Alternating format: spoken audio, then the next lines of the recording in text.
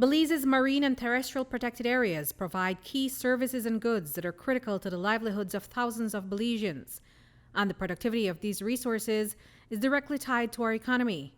And so at the heart of the sustainable management of these sites are non-governmental organizations that act as co-managers, but the work that they do is threatened by the loss of revenues as a result of the shutdown of the tourism industry. Today, protected areas co-managers find themselves in a shortfall of about $1.3 million as a result. Executive Director of the Association of Protected Areas Management Organization, Jose Perez, says that the projected loss of revenues through the end of the year may be double that amount.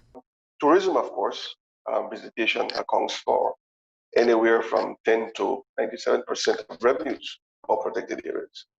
So with the closing of N.G.O.s Airport and the halting of international tourism, obviously had a direct impact on revenues and the sustenance of these protected areas. We believe that approximately 60% of projected revenues for this year is being lost, or over $2.4 million. And so from March to December, this is what is being projected. And so imagine how much that will affect operations. Operations not only for the conservation work that needs to be done, but also, and very importantly, for the surveillance and enforcement. APAMO is made up of 16 protected areas managers. This network of non-governmental organizations manages and co-manages 21 terrestrial protected areas and 9 marine protected areas in Belize. Altogether, they're responsible for the management of almost 1.3 million acres, which translate to 42% of Belize's protected areas. At the Billy Bacadere National Park,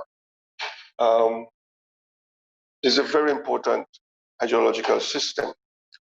The waterfall that people like to visit at the water system there provides drinking water, direct drinking water for 3 of the buffering communities, Valley Community, Steadfast Village, and Alta Vista. So that's only one example of how important the protection and the work that local managers do.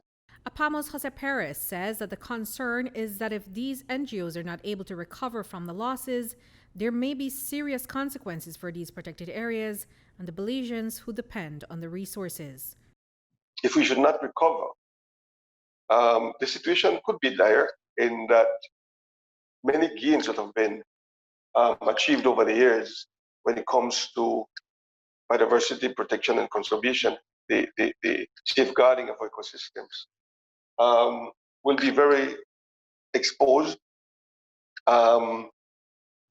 Presence on site is very, very key, but without the financial support to do this, definitely will be jeopardized. And that's because these resources need to be managed and monitored. Over the years, there have been sustained threats such as deforestation and illegal fishing.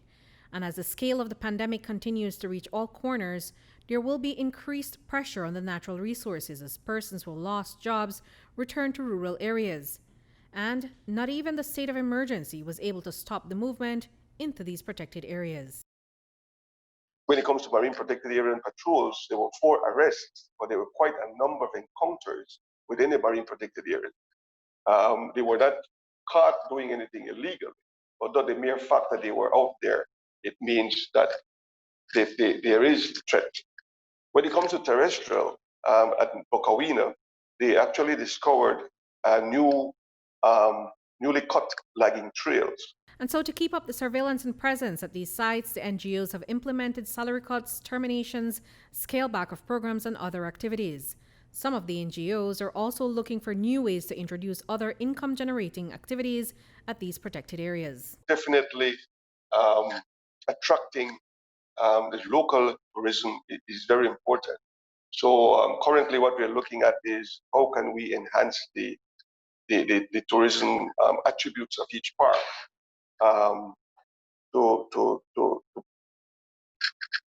to not only cater but to attract the local tourists.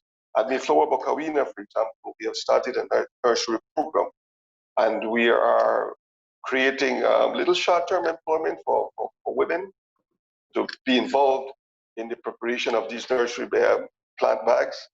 And so there's a number of initiatives we're looking at that involve the local communities, but also to generate revenues. And with the PGIA closed indefinitely, many of these NGOs are in need of support to carry out their conservation work. APAMO is now engaging with the Protected Areas Conservation Trust for some relief. Ultimately, Paris believes that some of these NGOs, just like small businesses and the tourism industry, will likely need a bailout from the government. Government has to be involved.